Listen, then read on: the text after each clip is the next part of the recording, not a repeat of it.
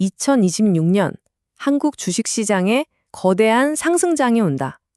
네, 아주 흥미로운 전망이 나왔는데요. 오늘 이 시간에는 이 시나리오의 근거를 경제학의 가장 기본 원리죠. 바로 수요와 공급으로 아주 명쾌하게 한번 풀어보겠습니다. 자, 정말 2026년에 한국의 대세 상승장이 올까요? 이 대담한 질문에 대해서 분석 자료들은 과연 어떤 답을 내놓고 있는지 지금부터 저랑 같이 한번 펼쳐보시죠. 오늘 이야기는 이런 순서로 진행해 볼게요. 먼저, 혹시 상승장은 벌써 시작된 거 아니야? 하는 생각이 들게 하는 최근 시장 성과부터 좀 보고요.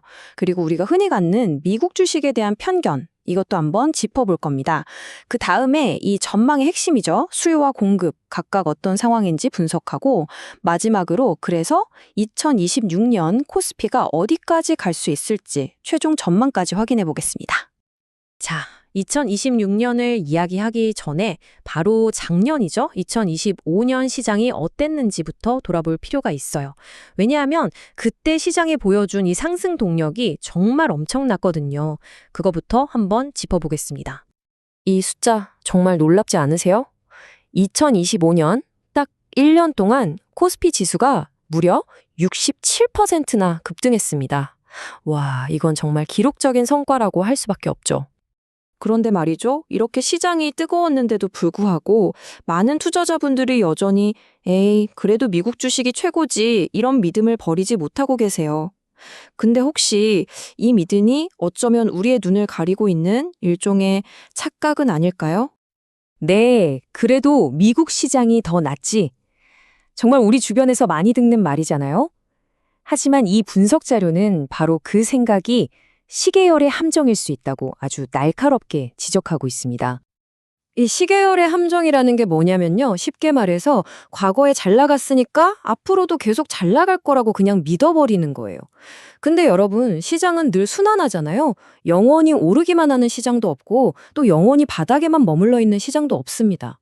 결국엔 뭐다? 타이밍이 가장 중요하다. 바로 이 뜻입니다. 그러니까 여기서 하고 싶은 얘기는 이거예요.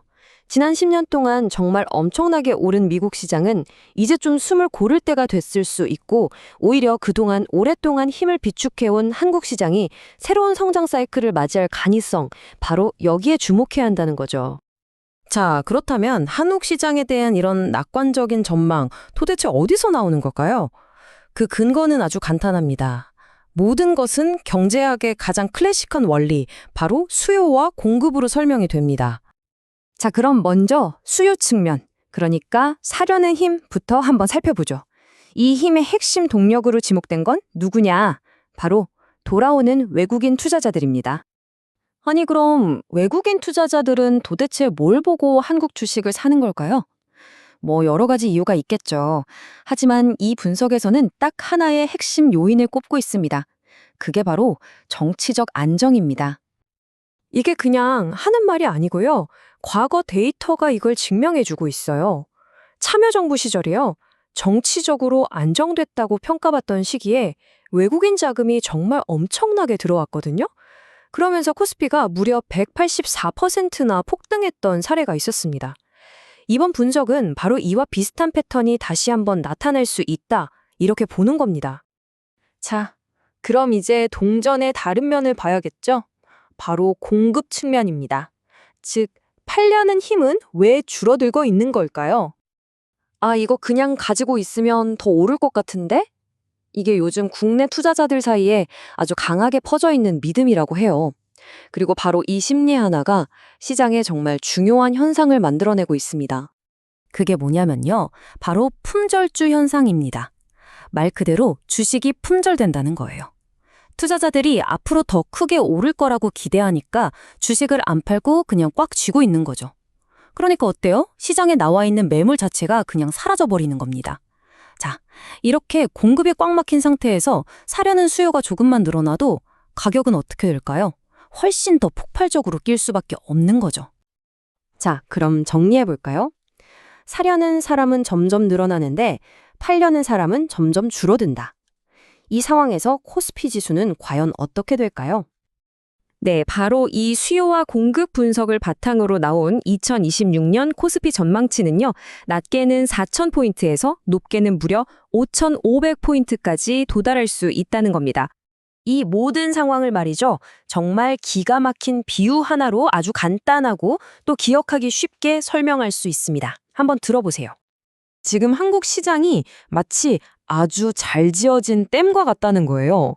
자, 상상해 보세요. 외국인 투자라는 물은 댐 안으로 계속해서 콸콸 쏟아져 들어옵니다. 그런데 이거 더 오를 거야 라는 믿음 때문에 국내의 투자자들이 주식을 팔지 않으면서 댐의 수문은 굳게 닫혀버린 거죠.